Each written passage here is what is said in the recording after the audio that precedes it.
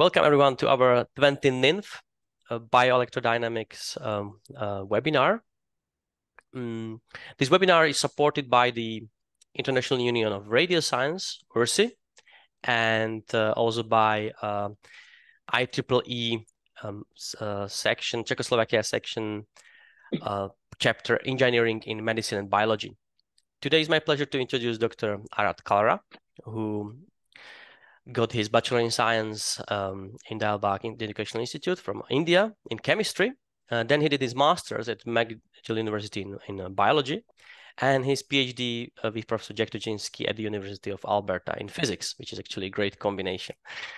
Over the course of his PhD, he's a recipient of a prestigious Alberta Innovation Graduate and Student Scholarships, and also Micronotechnology Award. His work was, which he's going to show today, is very interesting regarding the microtubule photonic and electronic properties, and also made it up to the front cover of ACS Central Science in March 2023. He was invited as a speaker at Google Talks, and also his work was featured in a New Scientist twice, and which is great that Arad is now established his own lab in September 2023 in IIT in Delhi, and where he's assistant professor at the Center of Biomedical Engineering. So without further ado, Arad, please go ahead. We are really excited to hear what you can say today. Hello, everyone. First of all, thank you to Dr. Sifra for inviting me to this wonderful seminar series. I'm an attendee of these normally, and if I'm not able to attend them, I watch the videos on YouTube. So I'm really excited to speak here today. I'm going to be talking mainly about two things. One is about the electronic properties of microtubules. This part, some of you may have heard on YouTube videos if you followed some of my work. It's the work that I did in my postdoc at Princeton. The second part of this talk, however, you may not have heard. This is to do with the local pH around microtubules and the capacitance of these proteins polymers as a result of that. Okay. So normally, the way I like to start these talks off is by just introducing microtubules and just protein polymers in general. And I feel like this field is becoming hotter and hotter these days, it's becoming higher and higher impact because interfacing electronics with biochemistry is now becoming one of the grand challenges of the 21st century, right? We have cancer treatment that's taking place through AC electric fields. So you have these AC electric fields that reduce the spread of cancer. Okay, so that's an example of an electrostatic technique being used for a physiological application. Okay, and they're modeled to target these microtubules and other protein polymers because of their negative charges. One's also looking at wearable devices for interfacing with drugs, being able to sense the presence of salts in sweat, biosensing, and of course biocompatibility is being looked at to create biocomposites to reduce both electronic waste as well as improving human-machine interfacing.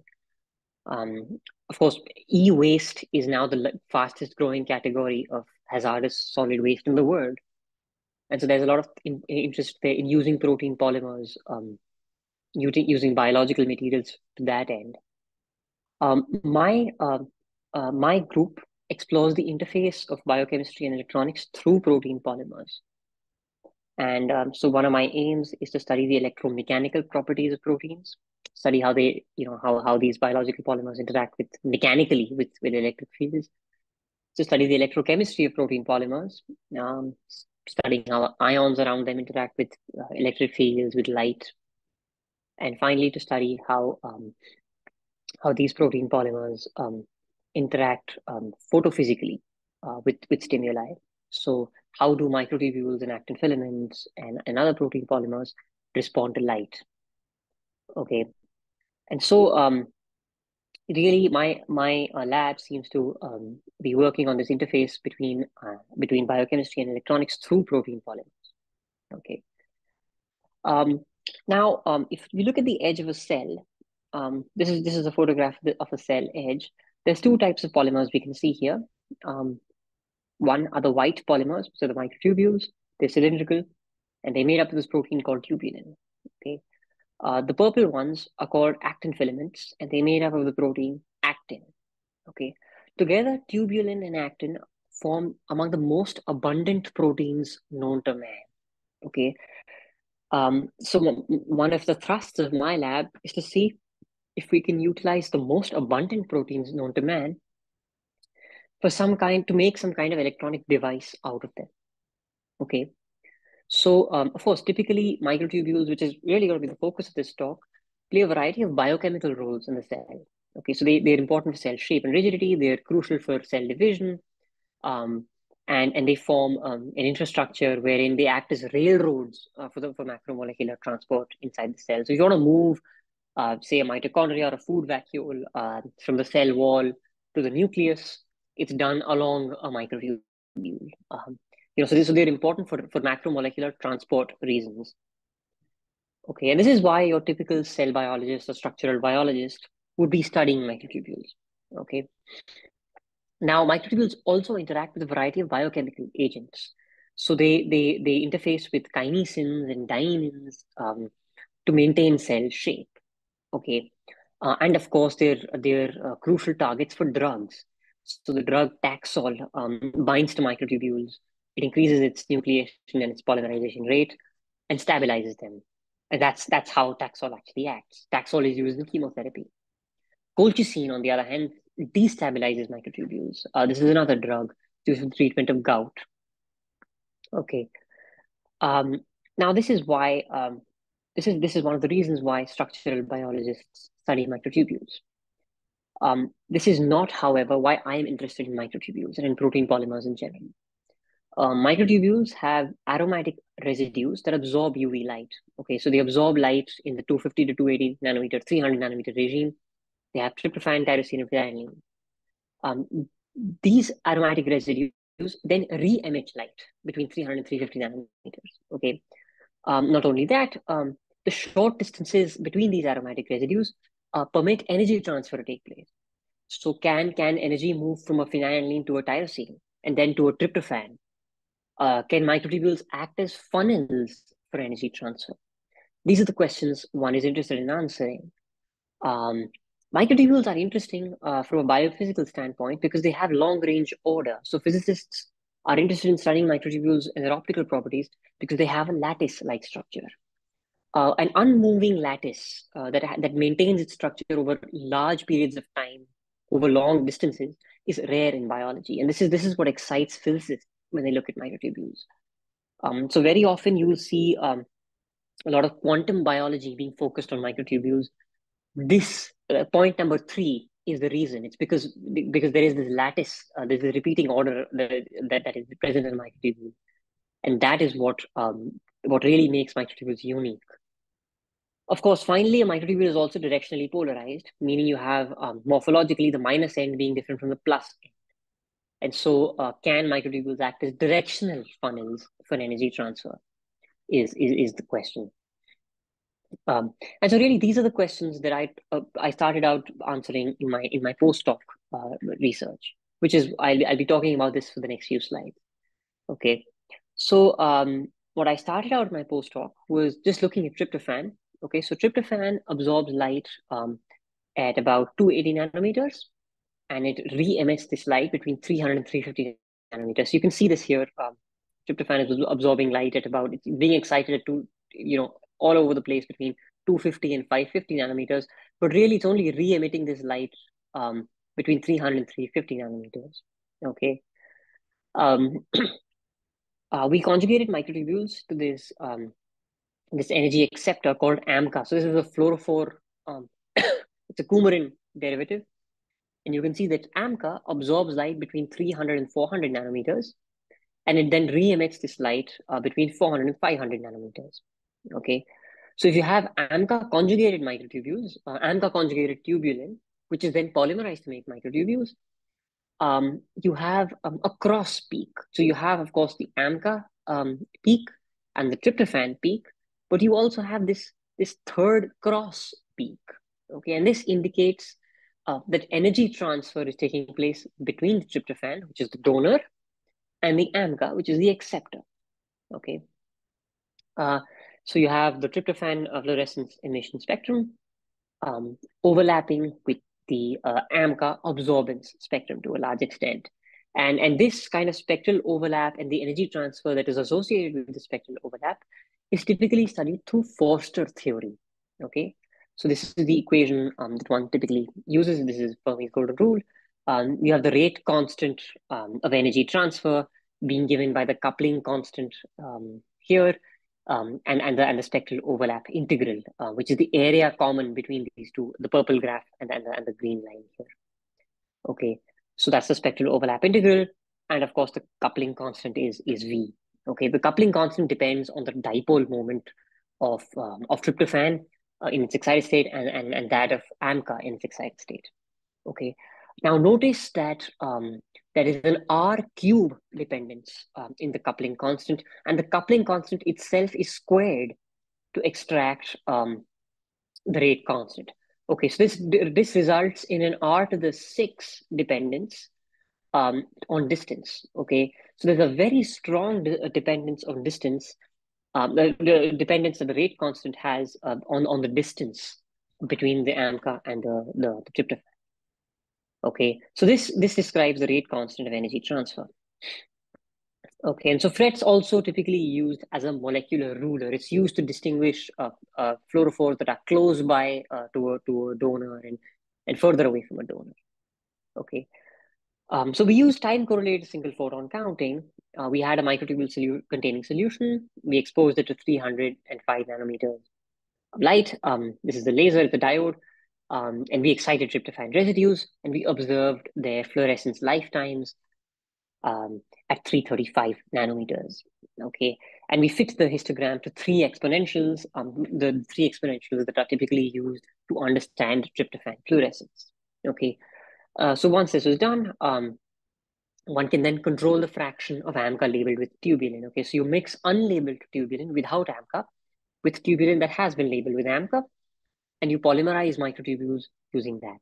So depending on the ratio you used, you can end up with 1:1, meaning every single tubulin in your microtubule on average was labeled with AMCA. You can end up with a 1:3, meaning roughly 1 in 3 tubulins was labeled with AMCA. A 1 in 6, meaning 1 in roughly 6, or an unlabeled wherein you just didn't add any AMCA labeled tubulin at all. And the idea is to look at tryptophan lifetimes as a function of labeling ratio. Okay, so as you add AMCA being the energy acceptor, it will quench the tryptophan lifetime. It will reduce the tryptophan lifetime in the excited state. Okay, so here are some microtubules that I polymerized in a TEM, in an electron micrograph. We used Dr. Sophie Travis in the Petri lab. She was kind enough to take these images for us. And what we did was, as expected, you can see that the fluorescence lifetimes of tryptophan are reducing with AMCA. Okay, now, so this is the graph here that compares tubulin in the red line to microtubules in the black line. The dashed lines represent the tryptophan lifetimes when there's no AMCA present. Okay, so you can see that the tryptophan lifetime is reducing as I increase the AMCA concentration. And dashed line is when there is 0 AMCA. So you can think of it as when the AMCA line is just at 0. Okay. Notice here that the quenching rates are different in tubulin than they are in microtubules. Okay. So the lifetimes of tryptophan in tubulin are different from those of microtubules. That's the dashed lines here. But they respond differently also when you increase the concentration of AMCA. Okay, so the red line and the black line don't really converge. Could the difference indicate that there's some kind of intertryptophan energy transfer in microtubules?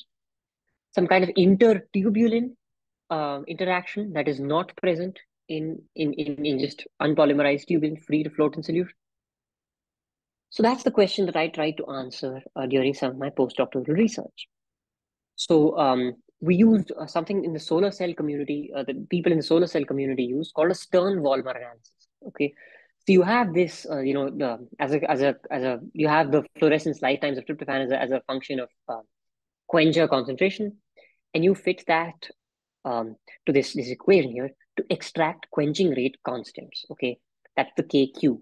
We found that per nanosecond, GTP tubulin was quenched 7 times a nanosecond, and whereas microtubules were quenched 23 times a nanosecond. Okay, so that's much faster quenching for microtubules. Okay, one can then fit the KQ, the quenching rate constant, to a diffusion equation to extract a diffusion coefficient and a diffusion length. Okay, so this tells you how far in a microtubule the photoexcitation diffuses between tryptophans. Okay, so the diffusion length in a microtubule was about 7 nanometers, but in a tubulin, it was only about 4 nanometers. So this analysis appears to indicate that yes, there is intertubulin, intertryptophan interaction in a microtubule. And yes, there can be energy hopping between tryptophans and between aromatic residues in a microtubule. Remember, this indicates that this photonic interaction, this electronic interaction does not occur in tubulin because the diffusion length is only 4 nanometers. Okay. All right. Now, like I mentioned, there are these microtubule-associated proteins, kinesins, dyneins, drugs that bind to microtubules. These drugs and these proteins have been shown to alter microtubule biochemistry. You might remember me mentioning that Taxol stabilizes microtubules mechanically. Okay, so the question was, can the effect of drugs and MAPs, these microtubule-associated proteins that we see, also influence tryptophan electronics? Is it possible that biochemistry influences the electronic interaction between tryptophans? To answer this question, we used anesthetics that bind to microtubules. So we used two very different anesthetics. Etomidate is an anesthetic used to stun horses typically, and isoflurane is used in human veterinary medicine. Okay, you can see that structurally they're quite different, but they both have similar anesthetizing action. Okay, they both bind to tubulin on different sites. So once again, we went ahead, we increased the concentration of AMCA, we measured tryptophan fluorescence lifetimes, and in the presence of etomidate and isoflurane this time, okay? And we found that while at low AMCA concentrations, there isn't really any difference between the etomidate and isoflurane present versus absent cases. There is a difference that increases when you increase the AMCA concentration. So you really need to increase the AMCA concentration to see how etomidate and isoflurane influence tryptophan lifetimes. So we did that, and once again, we found, we fitted to a Stern-Volmer analysis. We extracted rate constants. You can see that initially it was 23 per nanosecond, but now it's 17 and 18 per nanosecond. We extracted a diffusion coefficient out of this, which you can see is significantly lower than the diffusion coefficient observed without anesthetics. And we use the diffusion coefficient to extract a diffusion length, a two-dimensional diffusion length. And you can straight away see that etomidate and isoflurane, their presence does actually lower the photoexcitation diffusion length significantly in a microtubule. So yes, it turns out that biochemical agent binding to microtubules can actually influence intertryptophan electronics. Etomidate and isoflurane both decrease tryptophan photoexcitation diffusion in a microtubule. Okay. Now, I explained this kind of energy transfer to you through Forster theory. Okay. I said that the spectral overlap integral is what determines this energy transfer. The distance dependent, remember the R to the 6 distance dependence. However, when me and my colleague Alfie Benny sat down to simulate this process, simulate Forster theory in a microtubule, we found that it did not actually sufficiently explain our results. When we found out, when we extracted using the spectral overlap integral and the Coulombic coupling rate constant, we found that we could only accommodate for a diffusion length of 1.6 to 1.7 nanometers, not 7 nanometers that we experimentally observed. So there's a difference between the 1.6 to 1.7 that we theoretically predict and the 7 nanometers that we experimentally find. Some reasons could be that the FRET uses a point dipole approximation. So it assumes that each tryptophan, each tyrosine is a point. Actually, in the protein, when tryptophans and tyrosines are close enough to each other, you have essentially intramolecular interactions that can take place. So you can have a carbon-carbon interaction. There may be there may be an orbital overlap that takes place that allows for a super exchange to occur. And so these are two reasons why FRET may not actually be a suitable model to use here. Protein refractive index is also a strong determiner of the FRET rate constant. The refractive index may change depending on the location of the residue. There can be up to 20, 25 tyrosines per tubulin timer. Each of these tyrosines is in a different refractive index. Some of them may even be solvent exposed, in which case their local refractive index would be similar to that of water. Some would be located deep inside the tubulin, meaning the refractive index would be dramatically lower. However, in our simulations, we just used one refractive index. Okay, so these are possible reasons why forcer theory may not necessarily explain our results 100%. I will seek to explore this further in my group. We've just started research last month in IIT Delhi. We're also interested in hiring a talented postdocs and graduate students in our group. So let me know if you're interested in working in my group. I'm also interested in hiring interns, master students, really at all levels. Of course, now we're going to look at longer-lived tryptophan excitations and study how drugs and MAPs alter diffusion lengths. However, as Professor Sifra was kind enough to point out at the beginning, this work did make it to the cover of ACS Central Science. This is something I'm very proud of. The two takeaways from this part of this talk are that unexpectedly, microtubules are efficient light harvesters. Okay, the diffusion length of a microtubule is about 7 nanometers. This was unexpected. And secondly, etomidate and isoflurane both lower photoexcitation diffusion lengths, tailoring energy migration in a microtubule. Okay, so these are the two takeaways from this part of the talk. All right, so now let me move on to the next part of my talk. Here I'll be talking about ionic movement and ionic storage around microtubules. Okay, so this continues the bioelectrodynamics webinar series, the themes of really sort of using biological elements to transduce energetic and electrical signals. Microtubules do act as hotspots for energy transduction. This is well known. Okay, we have kinesins and dyneins that have been known to walk on microtubules. Their movement is driven by ATP hydrolysis, in which one inputs the energy for hydrolysis, and the output for this is the physical movement of the kinesin and the dynein molecules.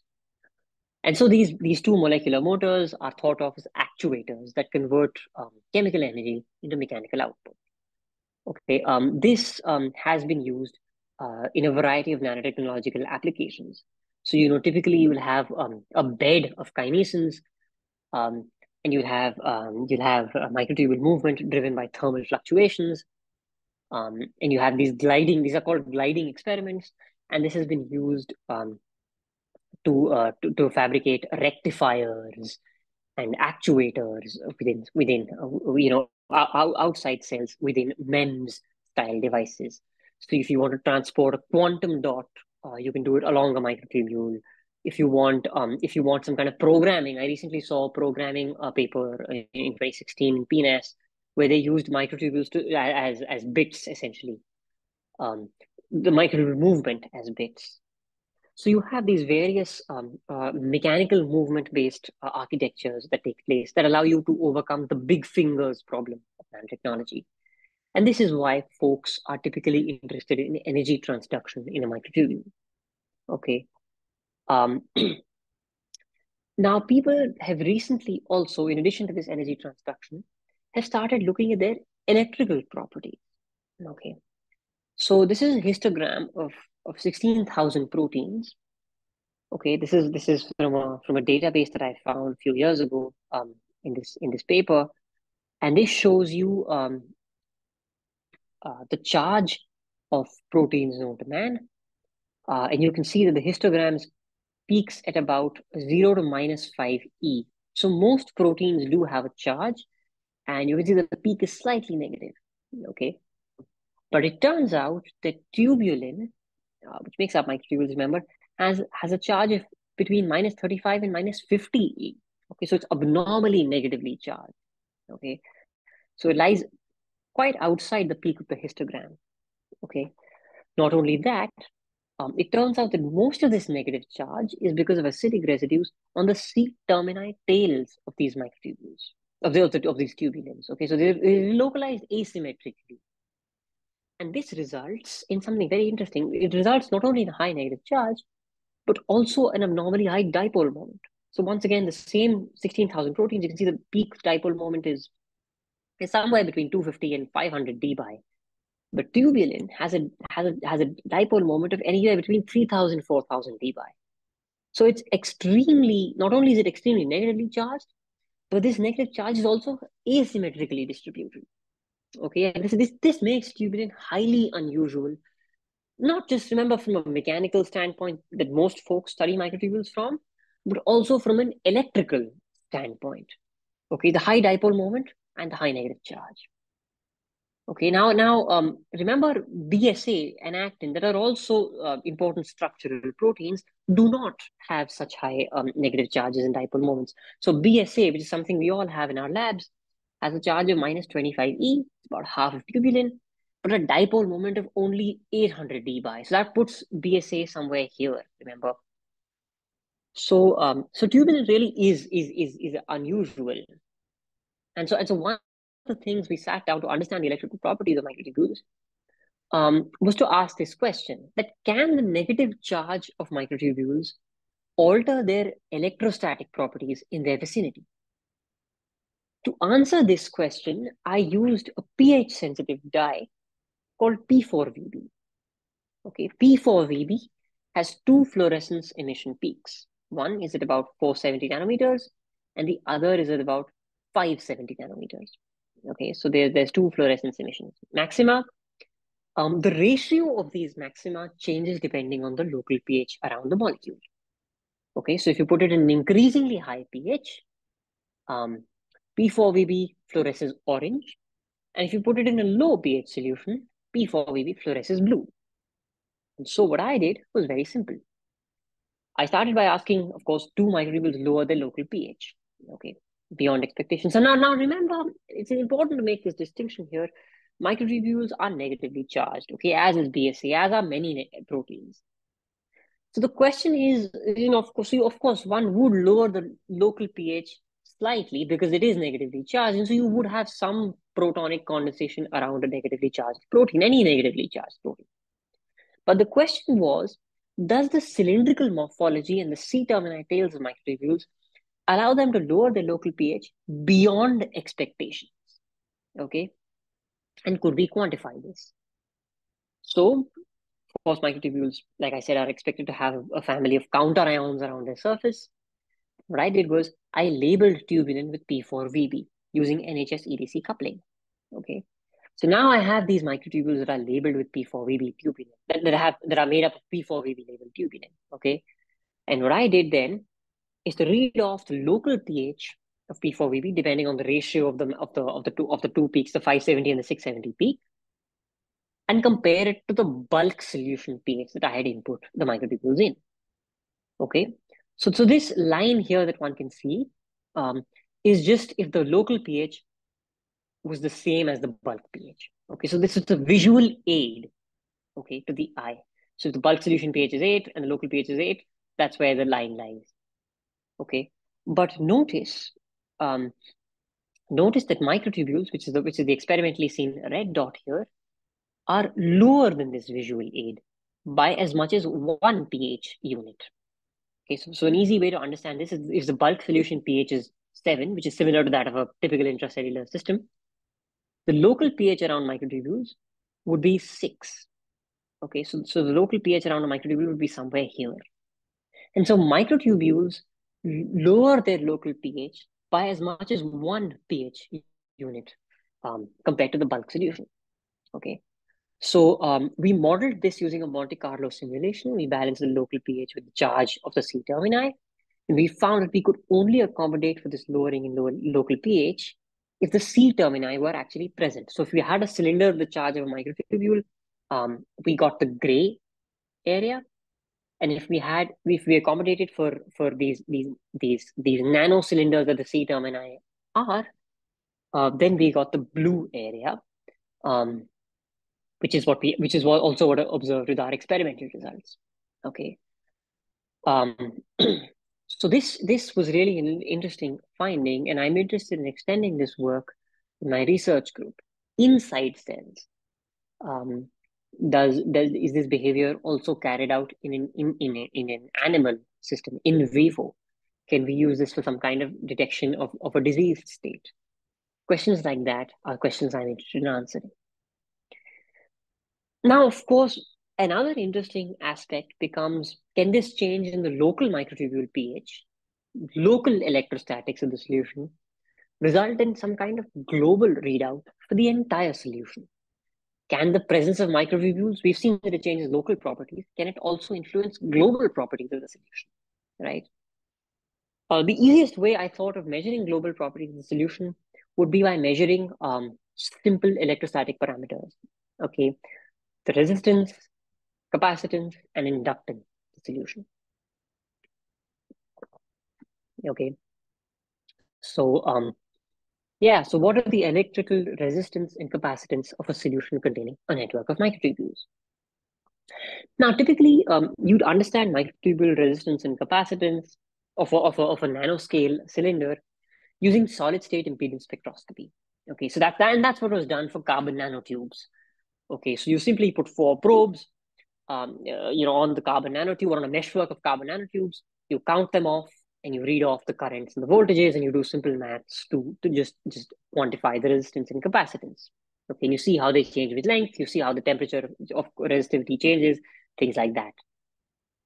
The problem with biological polymers such as microtubules is that the moment you dry them and you put them in the solid state, they compress. So the morphology is lost. Okay, and so you don't get may I call it a real microtubule if you have a dry microtubule. Okay, you get this contorted, a squishy cylinder, not a morphologically consistent cylinder. Okay, and so solid state impedance spectroscopy is typically not used to then measure the impedance of solution based structures such as microtubules. Okay.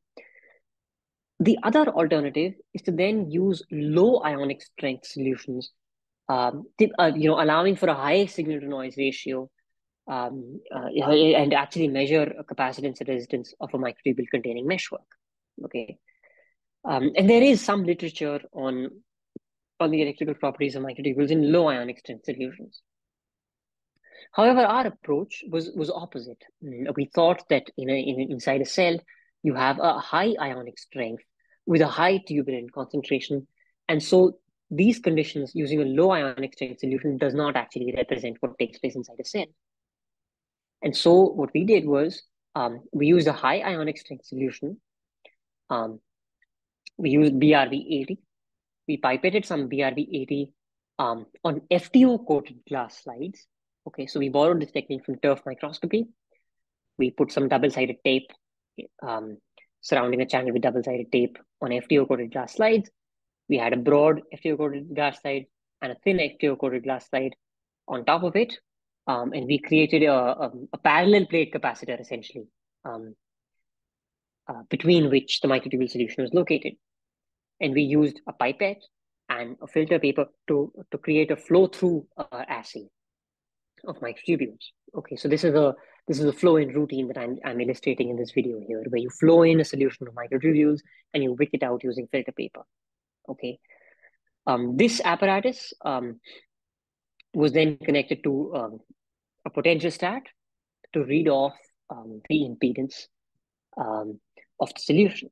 Okay, now when you formulate such an electrode geometry, this new parallel plate capacitor electrode geometry, it's important to characterize it first. And so we measured the imaginary part of impedance, which in this case was the capacitance, and the real part of impedance, which is the resistance, of 6 different solutions. And we found that our results concurred with findings previously from literature. Okay, so once we were convinced that our results were actually meeting those of literature, we then proceeded to flow in 3 concentrations of microtubules. So one was at 0.22 micromolar tubulin, the other was at 2.2 micromolar tubulin, and the third was 22 micromolar tubulin, similar to intracellular tubulin concentration. Okay. Notice one thing here, just visually. You have extended breaks between microtubules in the low concentrations of tubulin, but they're better in the 2.2 micromolar case. But in the 22 micromolar case, you have these highways of potential transport being created. So I'm curious now in the future to measure the electrical properties of these high intracellular concentrations of microtubules. But anyway, that's just an interesting side note. Yeah, so we measured the imaginary part of impedance, the capacitance, and we found that the blue line, which is the microtubules, and the red line did not differ significantly in the 0.22 micromolar case or in the 2.2 micromolar case. But in the 22 micromolar case, you can tell that there's a clear difference between the unpolymerized tubulin and the polymerized tubulin. And so microtubules increase solution capacitance with increasing concentration, while unpolymerized tubulin does not appear to have the same effect. Okay, so this indicates that the capacitive nature of microtubules is dramatically different than that of their unpolymerized monomer, which is tubulin. Okay. When one looks at the real part of impedance, one can see that the results are less remarkable. The blue line and the red line overlap in all 3 cases. So there's little of significance to note here. However, one thing I do want to bring to your attention, if one looks, so this is of course the result from 1 hertz to all the way to 10 to the 5 hertz. But if one zooms in specifically between maybe the 10 hertz to the 100 hertz regime, one notices that there is a part where the resistance of the microtubule containing solution is lower than that of the resistance without them. Okay, so the microtubule minus BRB80, which is the background solution, is actually negative. Okay, so it's conducting more than the BRB80 solution is. And you can see that this is true for all 3 cases of our analysis. So that is to say, the 0.22, 2.2, and the 22 micromolar case. This result wasn't true for tubulin. So it happens only in microtubules, at least when compared to tubulin. Okay. Remember, this is not negative resistance. It is negative resistance compared to the background, which is to say it's more conductive than the background is. Okay. So a flip in the resistance is seen between 10 and 100 hertz. Okay. I fit everything except the 10 to 100 hertz component with various resistance and capacitance circuits. We found that the best equivalent circuit was a resistance and capacitance connected in parallel to the solution. Okay, so we used this analysis to determine the capacitance and resistance of a microtubule containing solution, and we found that the capacitance of a microtubule network was in the microfarad regime. Okay, and this is microtubules with cell-like concentrations of tubulin. Remember, 22 micromolar tubulin. The resistance was in 10 to the 5, was the 10 to the 4, 10 to the 5 regime for these solutions. So the 2 takeaways from this part of the talk are one, that microtubules increase solution capacitance, while free tubulin does not. And the second one, of course, is to do with local pH, whereas microtubules decrease their local pH beyond expectations due to the C-terminal tail. So really, these are the 2 results that I wanted to discuss with you. One was on the electronic properties of the microtubules, and one was this local pH conversion into global capacitance that I wanted to discuss. With this, I thank you for your attention, and I look forward to some questions you may have. Thank you very much. Very exciting data in the talk. Thank you. So I'll wait for any raised hands or let me see in a question Q&A. Okay, I see Stefan Dietz is here. So I love you to talk. So go ahead, Stefan. Hey, great to see you, Arad. Congratulations again to your position also in India. Wonderful work, as always. Thank you so much, Stefan. It's so nice to see you here. It's really intriguing, right? And it's great to see how you continue basically to do these measurements and to propose models there. Wonderful. Well, one question, when you look basically at the effects of the pH sensitivity or the pH changes that you do by the surface of the microtubules, right?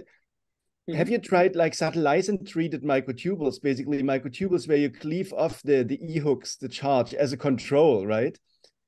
Because that would be the best experiment to do, right? Because then you knock off the C termini and all you're left with is a microtubule with like half the charge.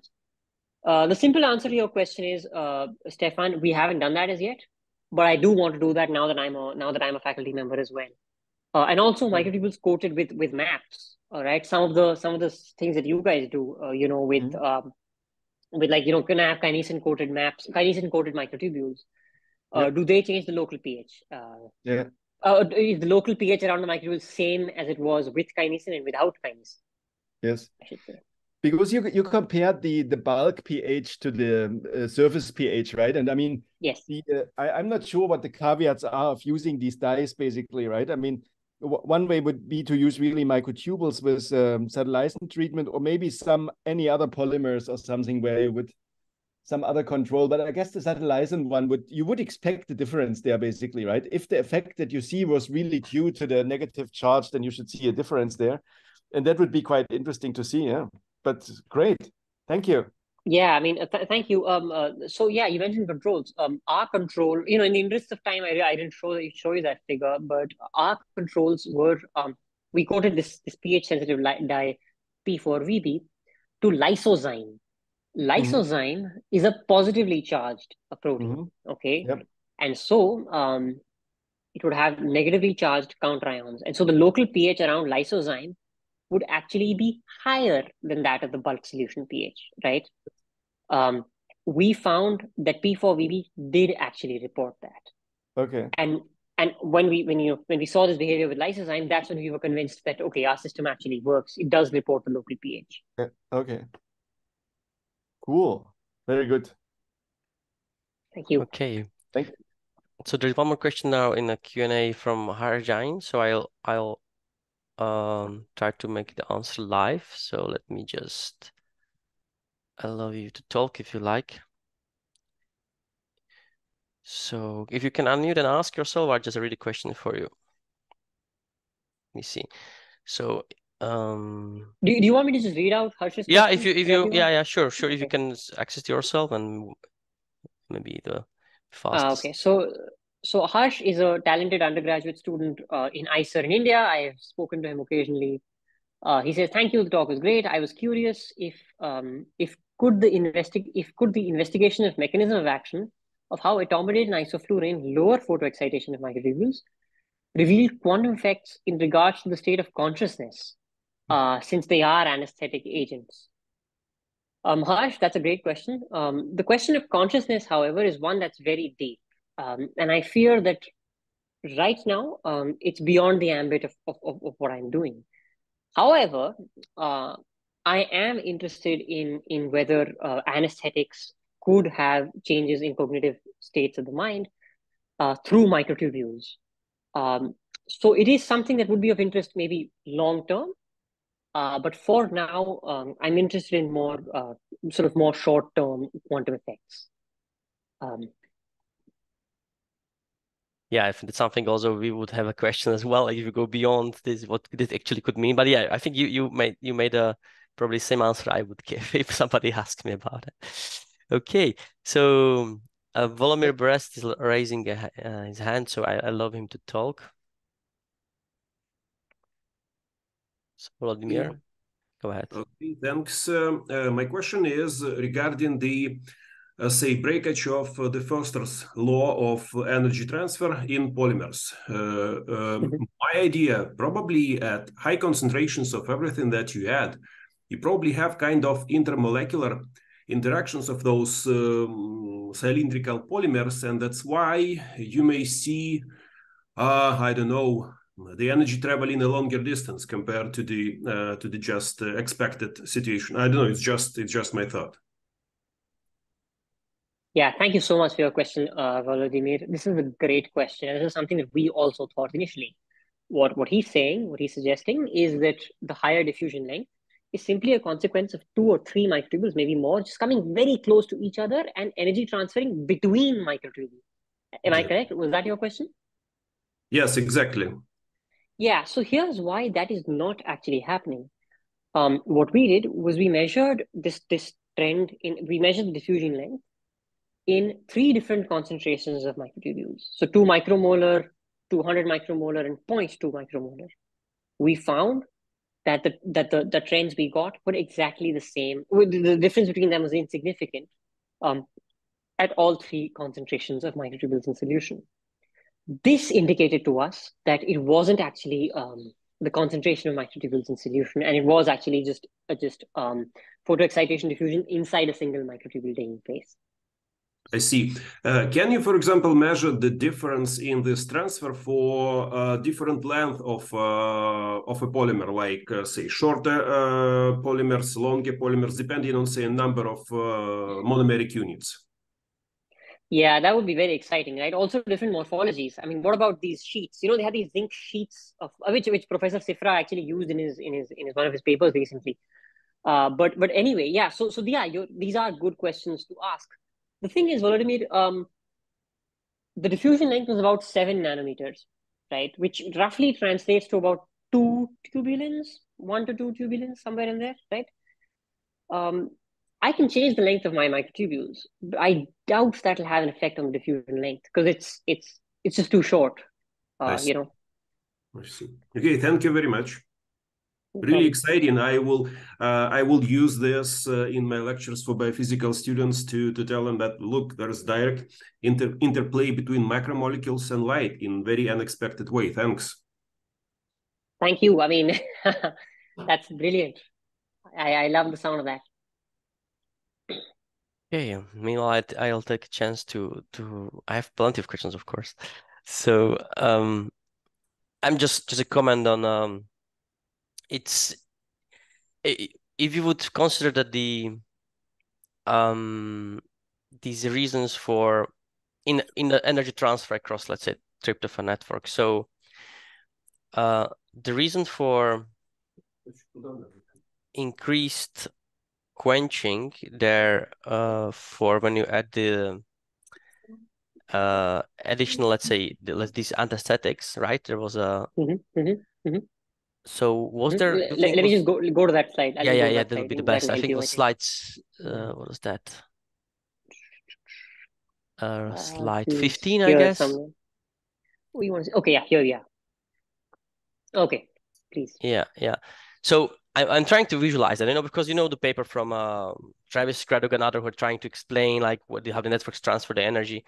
So I'm trying to see if you would have you had a look on like where exactly these, if anybody, does anybody model like where these substances, etimidate and azofluorine, where they bound, or is it, do you have like specific binding sites, or just they try to bind everywhere on hydrophobic spots, like not that much specifically, like trying to see if there's any structural reason where these exactly bound, these anesthetics bound with respect to what they do in terms of quenching the energy transfer between the tryptophans. So was it clear? Yeah, so we have this is Eric Zizi is a very talented PhD student in Italy who's actually modeled this, what you're asking. I think the short answer to your question is there's a change in the local refractive index that's taking place. There's some tyrosines that are solvent exposed. The etomidate and isoflurane go there, they stick there, and the moment it comes there, the local refractive index changes. As you know, it's an n to the 4 dependence on the local refractive index, and so your fret rate constant just gets killed in the presence of these I see. Anything binding to a microtubule will just it'll influence some tyrosine somewhere, and that's okay. my theory. Okay. So a little bit maybe, yeah. So it's how specific that would be in a way, as you touch upon. If you have different binding partners there or maps, yeah, would it be always the same direction of the effect? just speculating. Yeah, these are the questions, right? I mean, I would say no. They wouldn't be, right, because they're binding on different places. But so different tyrosines you're targeting. But I noticed that Stefan has raised his hand. Yes, so yes, please. Let's go. If that's okay. Stefan, go ahead. Yeah, just one more question about the diffusion lengths, basically, right? That you talked about your energy propagation, right? I mean, first of all, I think you measured something, or you came up with 7 nanometers for microtubules, basically, right? Yes. It's still not very long, right? I mean, it's maybe from one monomer to another monomer or something like that, right? I mean, this is it isn't very long. No, you're absolutely right. The diffusion length of a typical perovskite that you'd use in a solar cell is about 60 nanometers. That's long, or 100 nanometers. Okay, that would 100 nanometers would get you a paper in Nature. Okay, but that's not what it is. It's 6.5 nanometers. However, theory, and if you look at the literature for other biological polymers, the diffusion length is under 2 nanometers. Yes. So the fact that we do get even 7 is interesting. Yeah. But do you think there's any way to increase that somehow, right? I mean, if you want to really use it technologically, you would need to find still one way to increase that. I mean, can you do that by changing? I mean, you saw with the anesthetics, right, that you change somehow, you can influence it. But any other ideas how to influence it to get it longer, right? Yeah, Stefan, I've been thinking about this. This is a really good question. Also that you asked. Here's my answer. I think it has to do. You can't change the distances between the tryptophans, right? Because that's locked into the microtubule.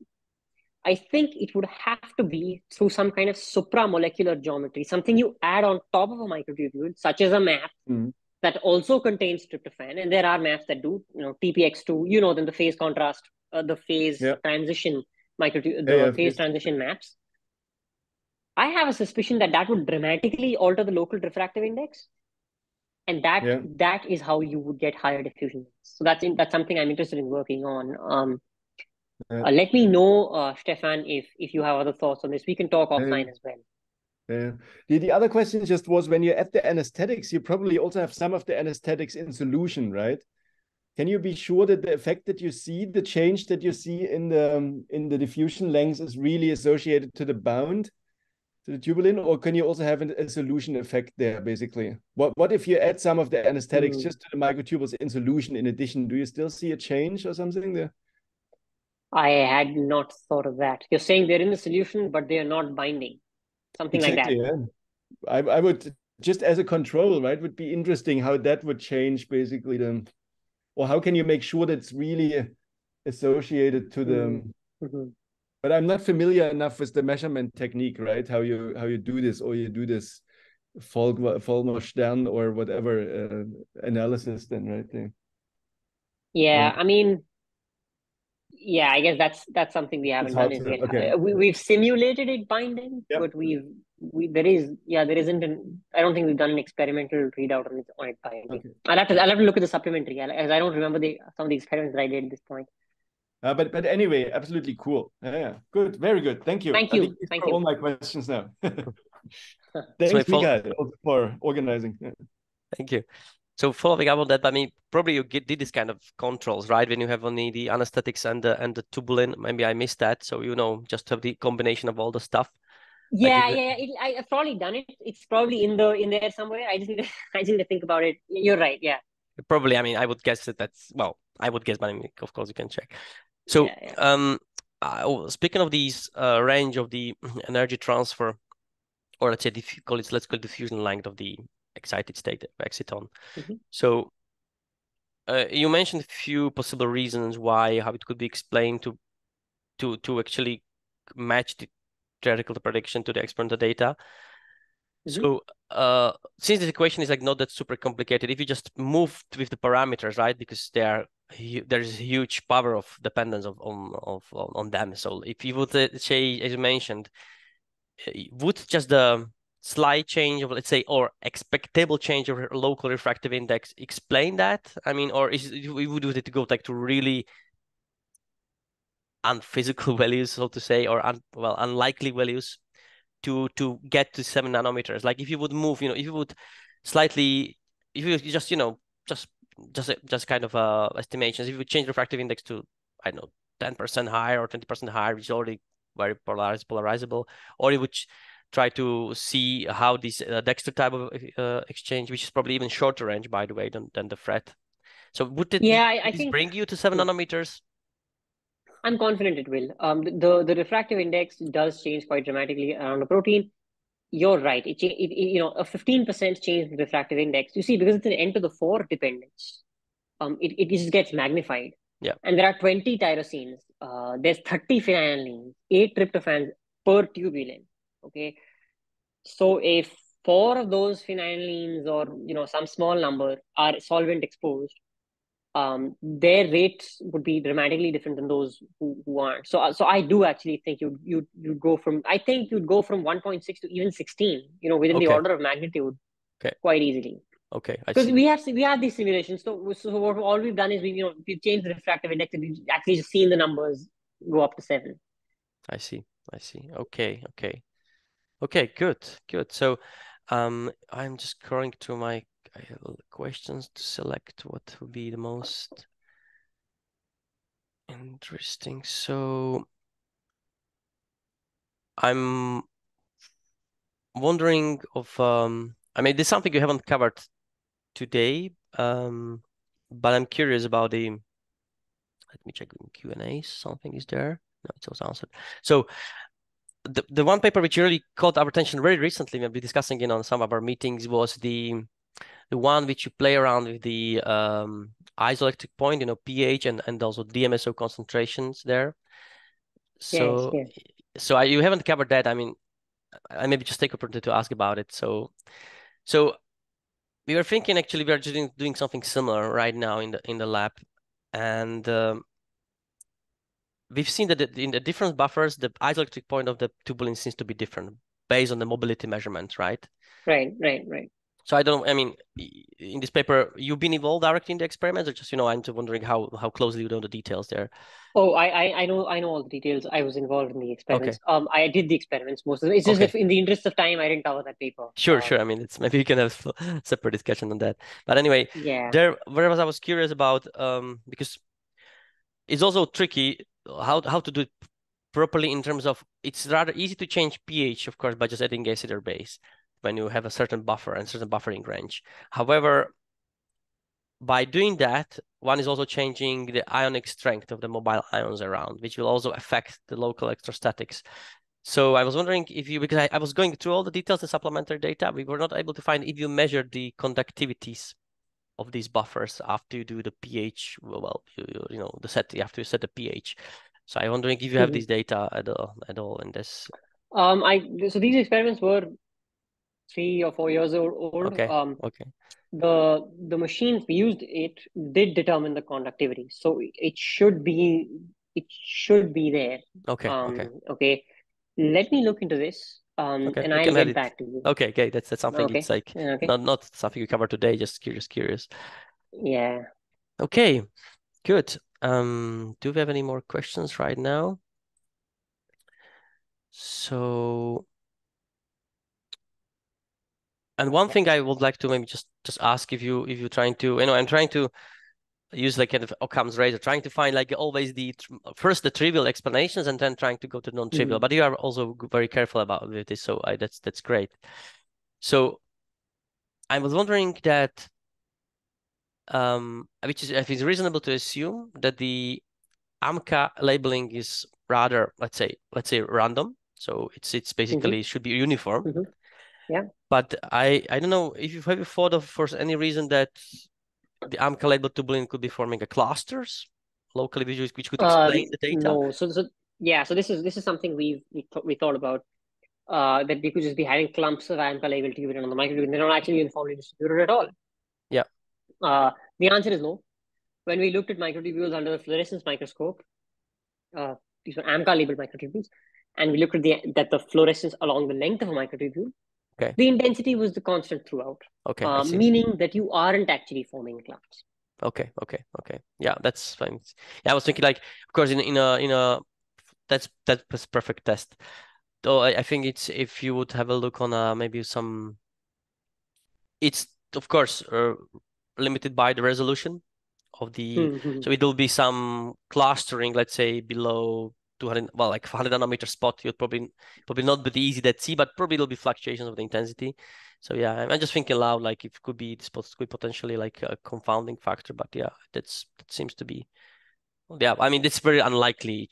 Why it should be a reason why it should be, locally clustered. I don't think so. Okay, cool. If there are no more questions, so I think it'll be it for today. So with this, I would like to thank you, Arat, for the talk, and also for everybody for joining and discussing. And I will, with this, I will stop the recording now.